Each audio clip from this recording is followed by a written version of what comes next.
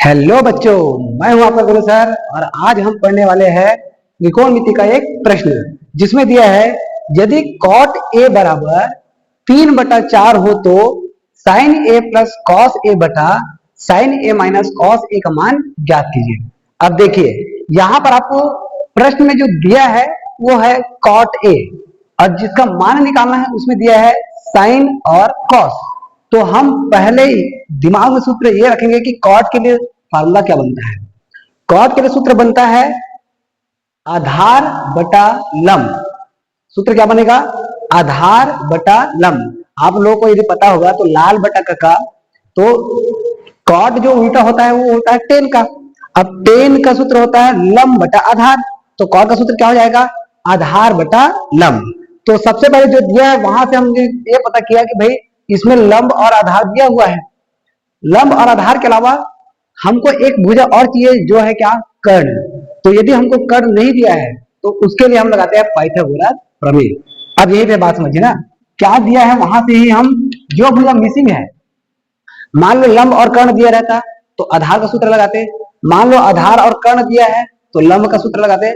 अब यहाँ पर आधार और लंब दिया है तो सिंपल सी बात कर्ण का ही सूत्र लगाना है।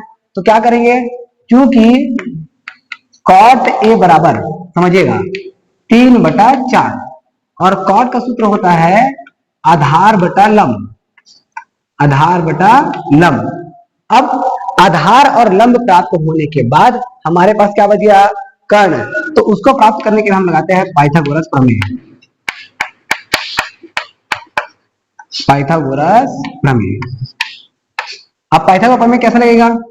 कर्ण का वर्ग बराबर लंब का वर्ग धन आधार का वर्ग। तो जिनका मान मिला है हम उसका मान रख देंगे। कर्ण का मान मिला है क्या? इसमें नहीं मिला है तो इसको हम 0 करके उतार दिए।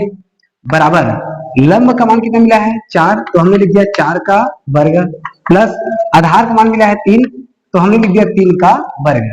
इस तरीके से कर्ण का वर्ग बराबर 4 का वर्ग हो जाएगा 16, 3 का वर्ग हो जाएगा 9। अब कर्ण बराबर 16 और 9 को जोड़ेंगे तो आएगा 25 और चूंकि वर्ग है तो 25 का क्या बन जाएगा? कर्णी। क्योंकि वर्ग को पक्षांतरण करते हैं तो क्या बनता है? कर्णी बनता है। और कर्णी 25 का मान कितना होता है? ये होता है हमारे पास 5। तो इस तरीके से कर्ण का मान हमको कितना प्राप्त हो गया? 5। अब लंब भी प्राप्त हो गया, कर्ण भी प्राप्त हो गया और आधार भी प्राप्त हो गया। तीनों प्राप्त यदि हुआ तो त्रिकोणमितीय अनुपात का कोई भी मान हमको निकालना होगा तो हम आसानी से एकदम उसको निकाल सकते हैं। तो देखिए हमको किसका मान निकालना है? जो मान निकालना वहां पर चले जाते सीधा। तो sign A plus cos A बटा में sign A minus cos A. अब जैसे कि यहां पर हमने सूत्र लगाया आधार बटा लंब, किसके अकॉर्डिंग? कॉट के अकॉर्डिंग। अब यहां पर सूत्र लगा देंगे लंब बटा कर्ण, किसके लिए? साइन के लिए। ये दिमाग में फार्मूला याद रखे रहना, लाल बटा का बिल्कुल भूलना नहीं भाई। लंब बटा कर्ण साइन, आधार बटा कर्ण कॉस, लंब बटा आधार ये हो जाएगा किसका? 10। और चूंकि आधार बटा लंब कॉट का 10 का उल्टा हो जाएगा तो कॉट का मान आधार बटा लंब ये यहाँ। तो आप इस सूत्र को अच्छे से याद कर लीजिएगा, ये ट्रिक रहेगा आपको किसी भी क्वेश्चन को हल करने के लिए। अब देखिए साइन के लिए हो गया प्लस कॉस के लिए आधार बटा कर्ण। यहां देखिए आधार बटा कर्ण, ये हो गया आधार बटा में कर्ण पूरे का बटा ये वाला। फिर से वही साइन के लिए फिर से लंब बटा कर्ण, माइनस में रहेगा, यहां पर माइनस है तो माइनस आधार बटा कर्ण। अब आधार सॉरी लंब का मान देखिए, लंब का मान यहां से क्या मिला है? 4, तो 4 बटा कर्ण का मान 5 माइनस सॉरी प्लस आधार का मान 3, कर्ण का मान फिर से 5 पूरे का बटा।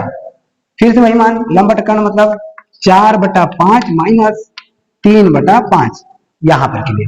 अब इन दोनों का आधार समान है, उसी प्रकार इन दोनों का आधार समान है। क्या करेंगे? एक बार लिख देंगे तो ये हमको प्राप्त हो जाएगा 4 धन 3 के बटा में 5 और पूरे का बटा 4 ऋण 3 के बटा में 5, 4 ऋण 3 के बटा में 5, जिसे 5 और 5 कट जाएगा, 4 3 7 और बटा में 4 में 3 घटाएंगे तो 1।